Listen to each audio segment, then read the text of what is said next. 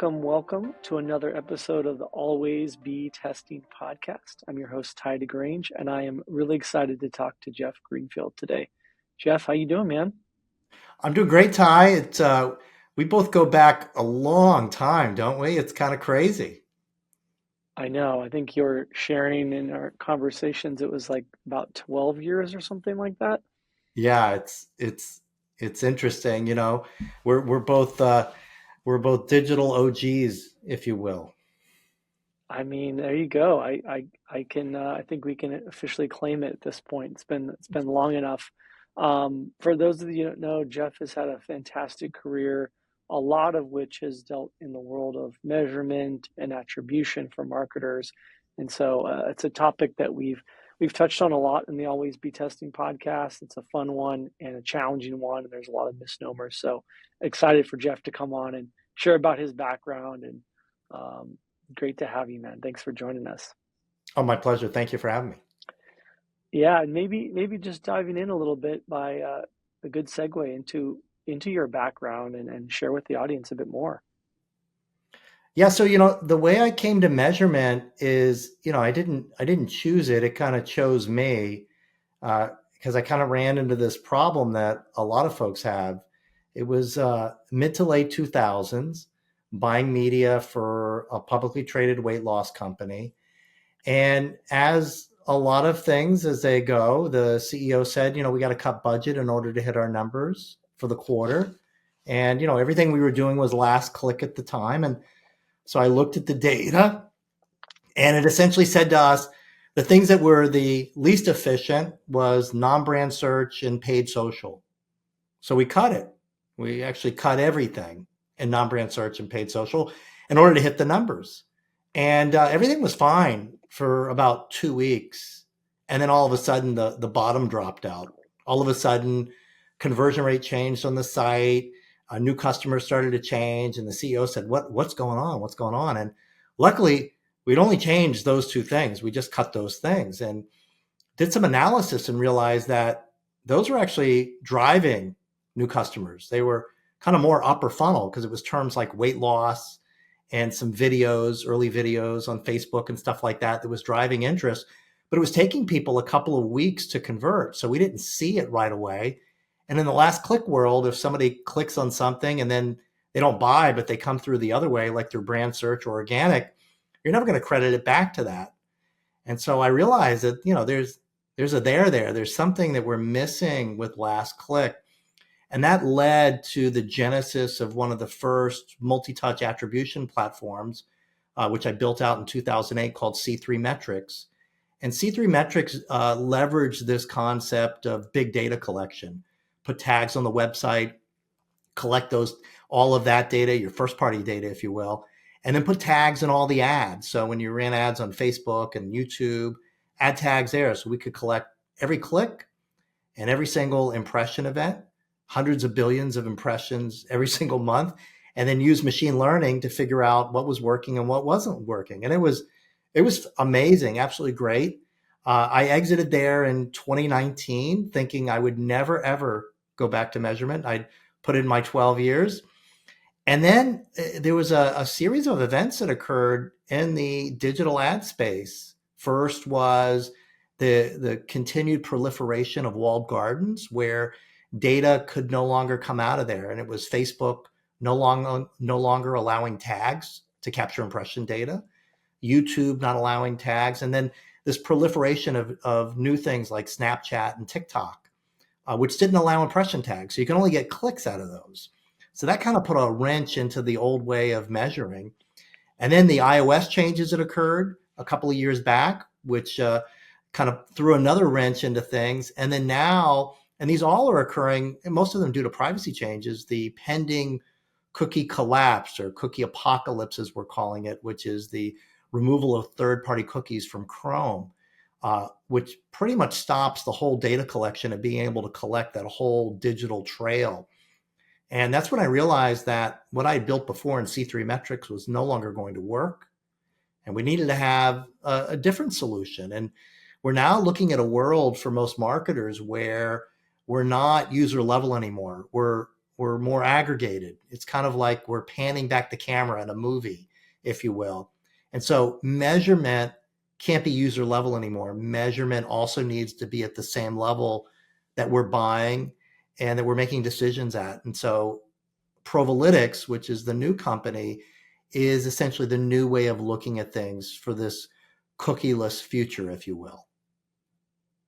That's amazing. What a great intro. What a great way to kind of break down, your journey and kind of seeing all these changes. And it's certainly been top of mind for a lot of conversations on this podcast, conversations for the industry. Um, when you think about Provalytics, and obviously you've talked about kind of like the build of it and like how it kind of came to be, what is the kind of vision for what you're trying to create? What are some of those core functions that you kind of want to deliver with Provalytics? Well, we want to be able to deliver everything that marketers are used to from the world of multi-touch attribution. So when we think about measurement, there's really kind of two schools when it comes to attribution. Before we had digital marketing, brands were still able to grow. You think about, in the late early 2000s before digital, brands like BMW, Pepsi, they were able to grow and run effective campaigns. And they use math and statistics with the technique called marketing mix modeling, which is getting a resurgence because of all these cookie changes. The problem with marketing mix modeling is that it's largely a project. And when you tell your team, hey, we're going to do an MMM study, you get a lot of fear because everyone knows, my God, there's like 3 years worth of data that we have to collect. And it's this massive data collection effort, which then goes off and gets modeled. And the outcome tends to be a 100 to 200 page PowerPoint presentation. And the output of that tells you where to allocate your spend. Like if you want sales to go up X percent, you need to spend X more in direct mail or X more in digital. But for a digital marketer, it doesn't really tell you much if you found out to increase paid search by 3.5%. As a paid search person, you would say, well, what campaign, what ad group, what keyword? Can you give me any interest there? So that was the problem with MMM. And MMM really should be done every quarter. But since it's such a heavy lift, most people don't. They do it once a year. We found lots of clients that were making their buying decisions and planning based on MMM studies that were done 3-4 years ago because there's such a heavy lift. Whereas marketing attribution, when MTA came out, multi-touch attribution, marketers were really excited because it was something that updated more frequently. There wasn't a heavy lift. Most of the data was being pumped in automatically, or it was simple feeds that got sent over. And the granularity was at a level where I was making decisions as a marketer. So those are the good things from MTA. Some of the bad things from MTA is that it was never incremental.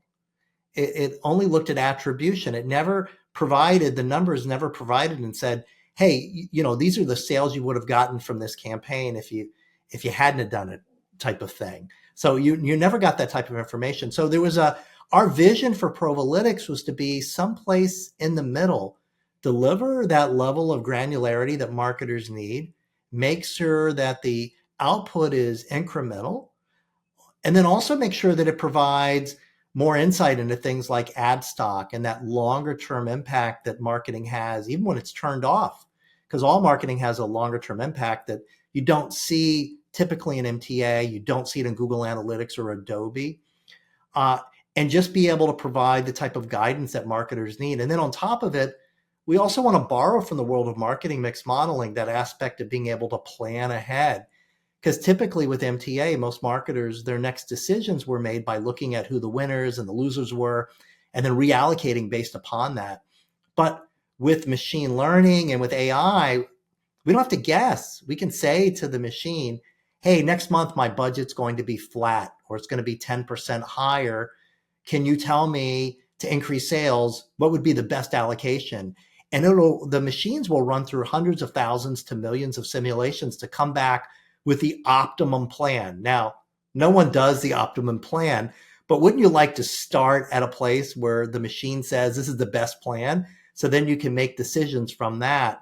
And so our ultimate goal with Provalytics is, if we really pan back the camera on ourselves, most marketers got into marketing because they're creative folks. They want to paint pictures. They want to create messages. They want to create ads. They want to come up with big ideas that help sell more stuff and influence people. And then when they get into it, they realize that most of their days are filled with spreadsheets, like their friends in college who went into accounting programs. And a lot of marketers, they sit there every day and they're like, this isn't very creative. It's a lot of numbers. And so for me, the big vision for Provalytics is that we want to help marketers spend more time being creative and less time doing math. There's always going to be spreadsheets because spreadsheets help you spread Yeah. ideas, but Yeah. it's all about let the machines do the math. And Yeah. that's really what it's about. That's awesome. And can you, you know, let's get into some of the specifics. So I think, the how you do it is interesting within reason of what you can share, because I think it's really interesting to break that down. We've talked about that a little bit, and maybe give folks a little bit of the background of like, or a little bit of the snapshot of like the how do you work with a client? How do you kind of assess? What kind of tools or methods do you use to kind of bridge that gap between the the best of MMM and MTA? Yeah, well, it really starts first with a conversation with the brand and or their agencies to find out first, what is the level that you are making decisions at. Most people are not making decisions at channel level, but most people are not making decisions at seven levels deep in their hierarchy. It's usually something like channel, campaign, ad group, and then maybe like an ad set or something like that. So we get agreement on, hey, this is the level of granularity that we want to look at. So that's the first piece of saying, because in order for something to be actionable, the output has to be at a level that, hey, I'm going to make decisions there. So like a TV buyer is tend to make decisions based on how they buy it. And there's lots of ways to buy TV today. You could say CTV is a type of television. There's also linear TV buys. There's syndicated TV buys. And you don't want to mix up all TV together because syndication is bought differently than other types of TV buys. Then they also look at creative, and then they also look at the outlet. And even sometimes they go as deep as program.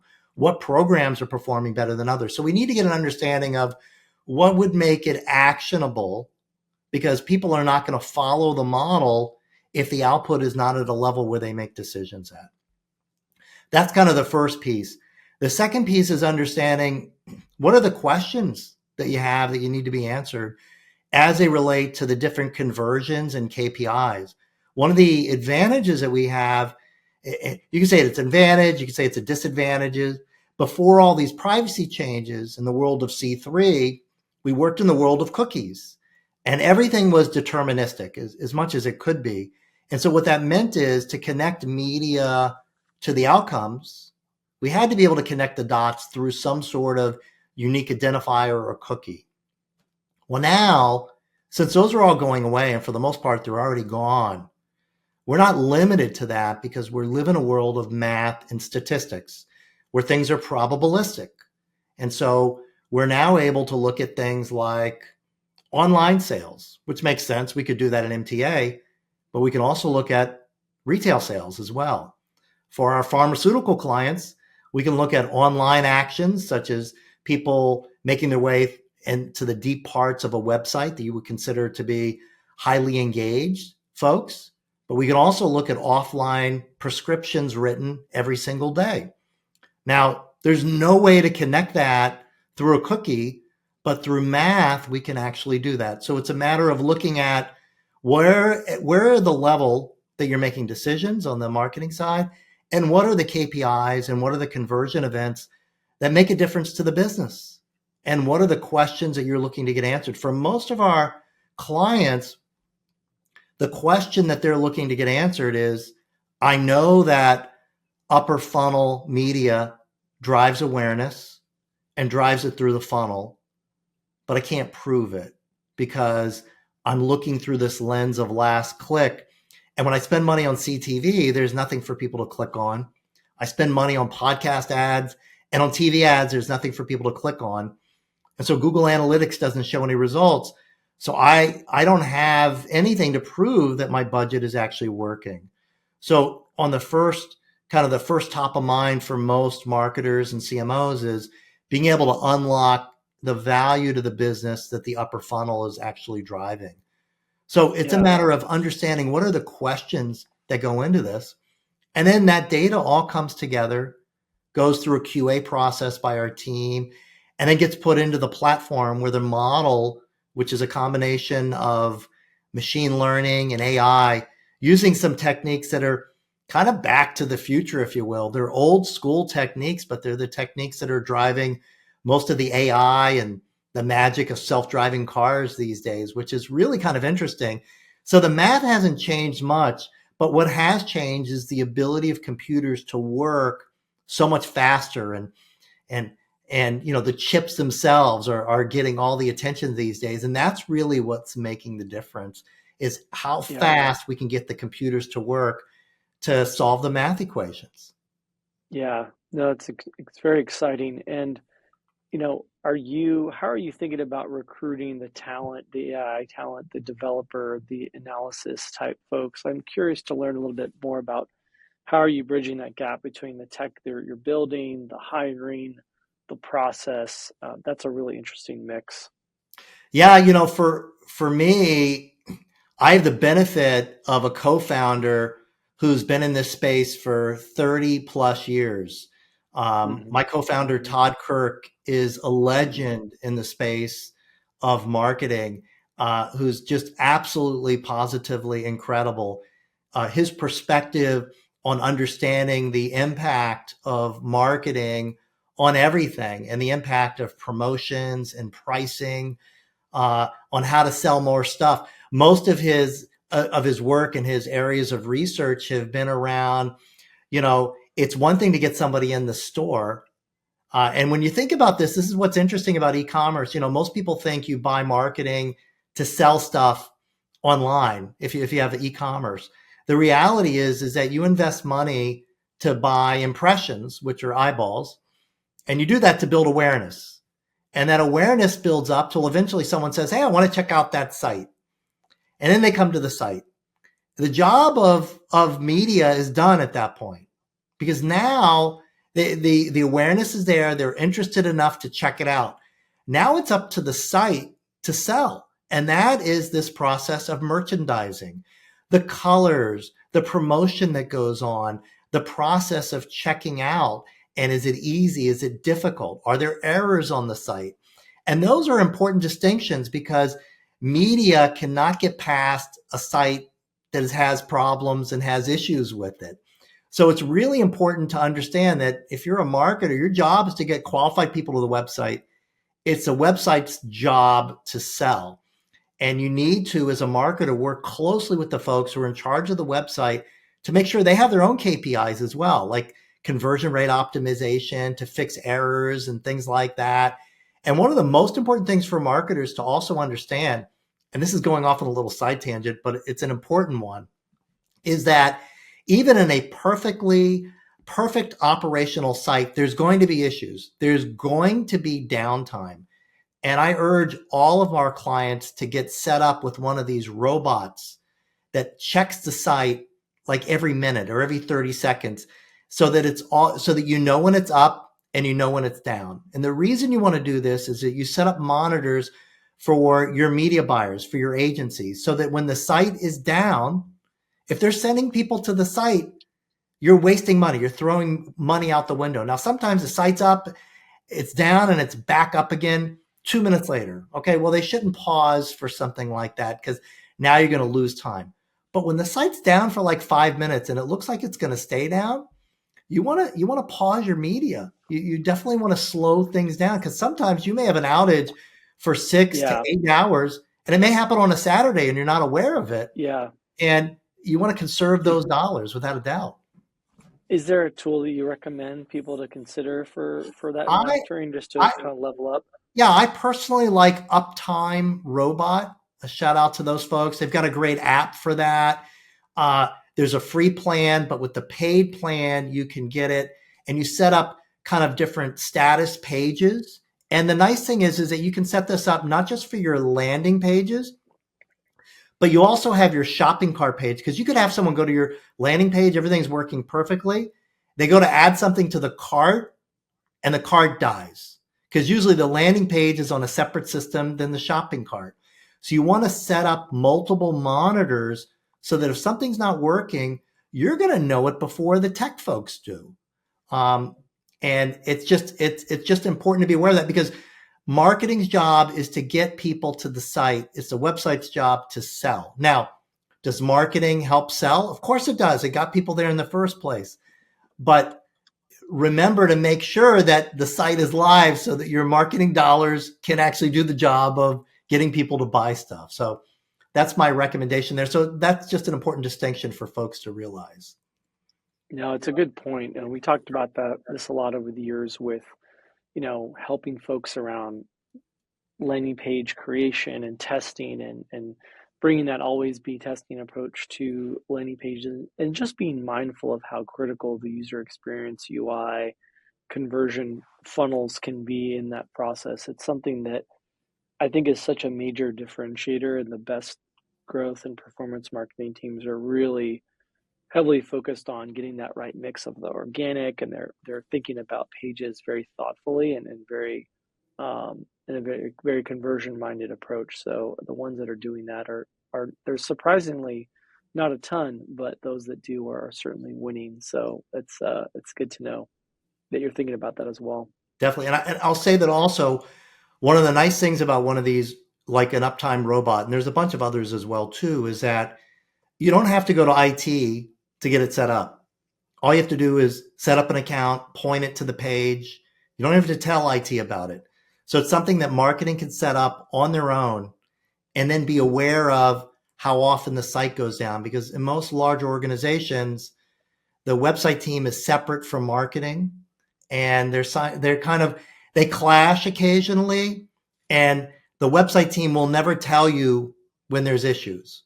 But now as a marketer, you're going to know when there's issues, and now you can start to have a proactive conversation to find out what they're going to do about it. Yeah, absolutely.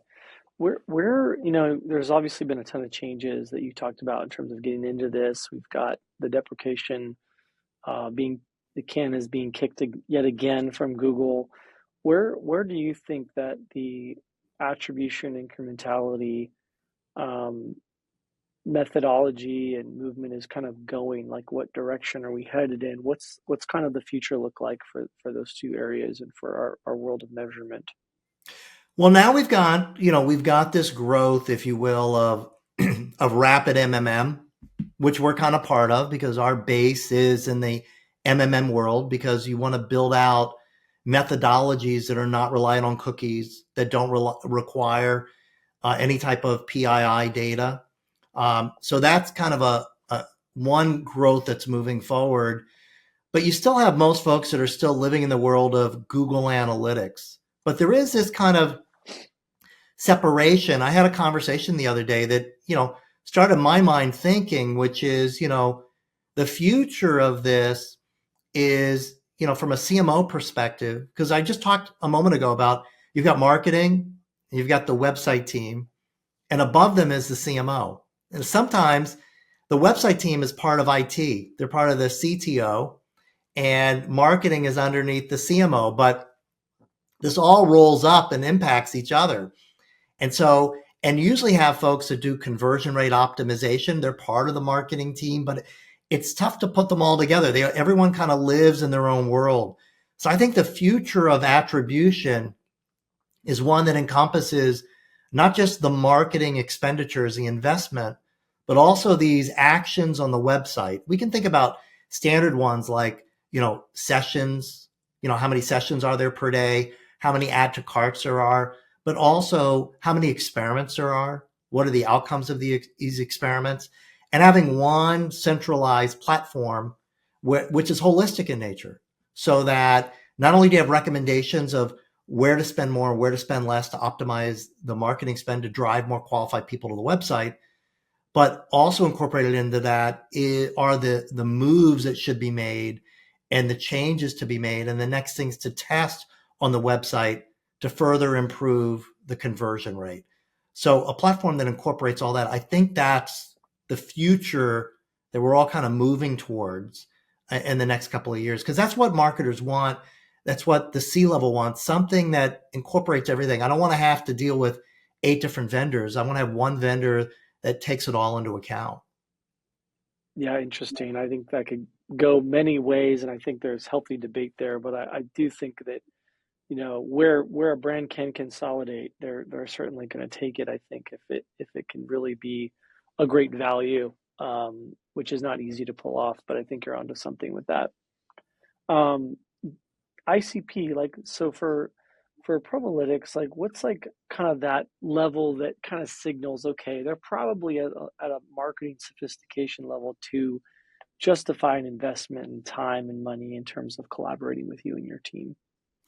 Yeah, when marketers start to spend north of $5 to $8 million each year on marketing, at that point they probably have they're outside of the Meta world and Google world, and they're starting to look at other channels. If you're only spending, I mean, there are some marketers that are spending 5 million a year just in Meta, and they're doing great.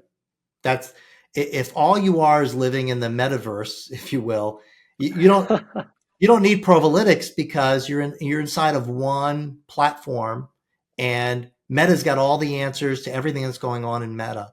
As soon as you move Yeah, out to Google, that's where you start to end up with this duplication where every order is going to have multiple mothers and fathers. And then when you start to say, I want to get up a little higher funnel, and you start to try CTV, retargeting, maybe you want to go crazy and do some digital out of home as well, some direct mail. That's where things start to get on paper and in Excel nearly yeah, impossible to figure out. So once you're yeah. above 5 million a year and you're in a multitude of channels, that's where an investment like this makes sense. And that's where the big payoffs start to come in. Yeah, it's awesome. And for those brands that do fit that category and they're working with you, like what are some, maybe mildly premature, but just trying to give the audience something to kind of chew on. Are there some winners or losers that you've observed in the channels or tactics that maybe have been notable? Yeah, I would say that the biggest loser, interestingly enough, is search. Um, and the reason for that is because most marketers are using Google Analytics. Google Analytics is last click. And if you look in your Google Analytics, you're going to see it'll tell you that everyone is converting within one day, a small number of people, 2 days. And it becomes this self-perpetuating model where you keep reinvesting into the bottom of the funnel because it tells you that's what's working. It's not that you're not a smart marketer. You're obviously intelligent. You're doing a great job and you're following the directions. But it's important to remember that these are Google's directions, which is directly hooked up to your ads account. And so what we find, it's not that search is bad. And let me separate out brand search from non-brand search. We're talking specifically non-brand search because brand search is a reflection of how healthy your brand is. It shows you how many people are searching for you. So you always want to have your brand search on. There are some brands that turn it off. They test turning it off, but for most brands, you want to keep it on. We're talking non-brand search. We find that most brands are over-invested in non-brand search. Now, they're over-invested because they're not filling their funnel enough. What ends up happening is that when they start to fill the funnel enough, that drives not only demand for their brand, but it also drives category demand. I remember a number of years ago, one of our clients was one of the largest online private universities. And and they were spending a significant sum of money on television, very significant, very high, and very low numbers in digital. And the reason they were spending such low numbers in digital is because they had a belief internally that TV was working. And digital, they were tracking digital, with last click, and they kept to very tight numbers in terms of cost per lead or cost per inquiry, as they called it. But what was happening is their mix was so out of balance. So they were spending, like I said, in the tens of millions in TV and a million or less in digital. And what ended up happening is that they were driving so much demand, not only for their brand, but for the category, that they were driving so much search traffic that their competitors were able to gobble up. And so through a series of months of working with them, we got them to the point where they raised up their non-brand search budget to the point where it was almost equal to their television budget. And then it started to not be as efficient. So what did they do? They started spending more on TV, and then they were able to raise up their search budget as well. So search works great. Non-brand search works great when that demand is there at the top of the funnel and you're driving it, because that's where you get the real advantage. Is folks that are searching for that category are also aware of you from before. That's where it works really great. Yeah, you got to have the 1-2 punch. I think it's such a TV Absolutely. connected TV search complement, and obviously there's other channels that need to be in play there. But that's fantastic. Maybe switching gears a little bit, kind of taking a turn as we take the home stretch. Thinking about that sliding doors moment for your career where you had an opportunity maybe that you could have gone one way or the other.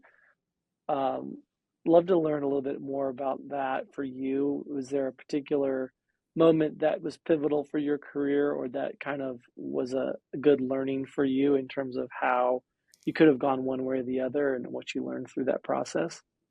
Well, it's been kind of interesting because when I left C3, I didn't really know what I wanted to do. I thought I would start another startup, and I actually started coding again because it's a very creative process.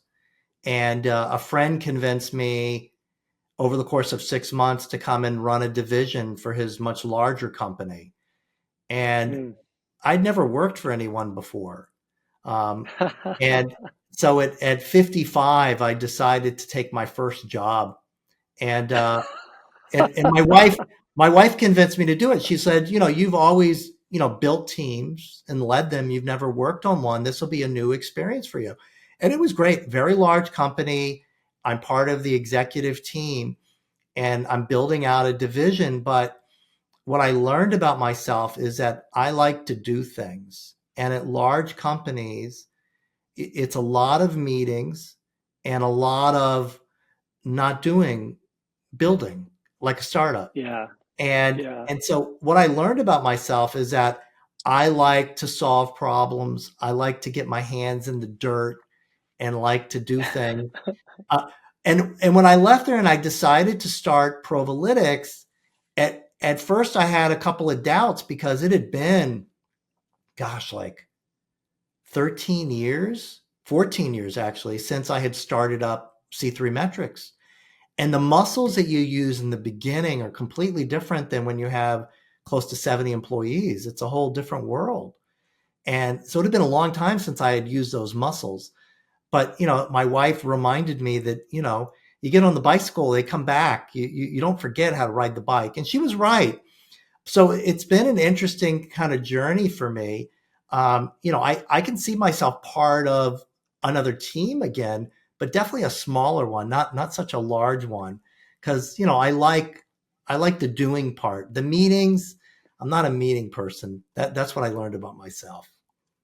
That's amazing. I definitely learned that reasonably early, and I don't know, it's a tricky one. I've always enjoyed. It's been fun to have a small team, have a small company that's definitely over-indexing on action as opposed to discussion.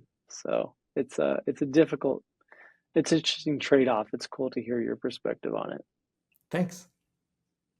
What was was there a book or a resource that you want to share that was really informative for you that might have changed your opinion, or one that you find yourself gifting or talking or recommending to folks? Yeah, my favorite book, in fact, I always have it right here, is Lemon, by Nice. Orlando Wood. It's called How the Advertising Brain Turned Sour. It's from the IPA in the UK. It's like $60 on Amazon. I think when I last checked, there's only 13 copies left, but they always buy more. It's expensive because it's like full color, but it's a great book. I like it because there's only 5 chapters, and what I recommend is just read one chapter and then discuss it with someone who's not in the business, because there's learnings from it that have nothing to do with media and marketing that you'll absolutely positively love. But it really does a good job of explaining how marketing has shifted throughout the years and demonstrates the research around what happens when brands shift dollars from branding to more performance media, lower funnel, and how it makes your advertising has to work harder. And that's why we're starting Yeah. to see more brands move money back to branding. I keep saying that branding is the new growth lane, if you will. And luckily, with the new methodologies like what we're using at Provolytics, demonstrate the impact of branding on your business growth, which is amazing. I mean, that's fantastic, because we always say, oh, you can't, you do branding, but you can't actually show it in revenue. Well, now you can. You can absolutely see that these days. And that's what's Yeah. really, really exciting.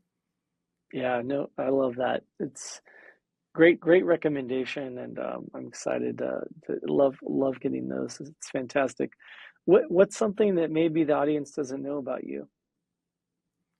Well, I got my start as a magician years ago. I was a professional magician, and did that to That's kind of pay amazing. my way through college. And then at my different career junctures, I've always seemed to have gone back to it. It's a great place to kind of find oneself, if you will. So, but what's fascinating to me is that when I look at all of my careers, they all kind of there's an alignment between them, that they all are focused on trying to help folks have a better life and stress reduction. One could argue that, well, I could see for some folks how magic can be frustrating for people, but it's really designed to entertain and lead to stress reduction. It's supposed to be Yeah. enjoyable. Some people get Yeah. irritated by it. I see that, but the alignment of my careers has been around stress reduction, and that's what, like I said, Provolytics is all about. So it it all kind of makes sense. As I get older, I look back and I'm like, yeah, I can kind of thread a needle through all of these along that line. That's awesome. Your pain relief, stress reduction, it's all good things, and that's important business to fit into our ecosystem and add a ton of value. Jeff, it's been amazing to talk to you, get to know you more. I know there'll be more conversations. I'd love to delve into this world of attribution and solving those harder measurement problems. It's been a pleasure for folks that want to learn more about you and the business and Provolytics and how they can consider, does this make sense, and where can they find you? What's the best way to connect? Yeah, the best way is to go to provolytics.com. They can also find me on LinkedIn. I'll also throw out as well that, there's a lot, as we discussed, there's a lot of changes that are happening to the advertising technology ecosystem with all the cookies going away. And one of the best ways for folks to prepare themselves for it is to understand where we were at before. How did we get to where we are now? And we've put together a no cost attribution certification course that's available on our website. Take you about an hour to go through. There's a little quiz afterwards. And if you pass it, you get a great certificate to share on LinkedIn. So you can go check that out. It's right on the Provolytics website for an attribution certification. I think folks will really enjoy it. That's amazing. Challenge accepted. We'll get it out to our team, and Awesome. definitely check it out. Jeff, thank you so much, man. It's been awesome. Always a pleasure. And we'll talk to you soon. Sounds great, Ty. Thank you so much.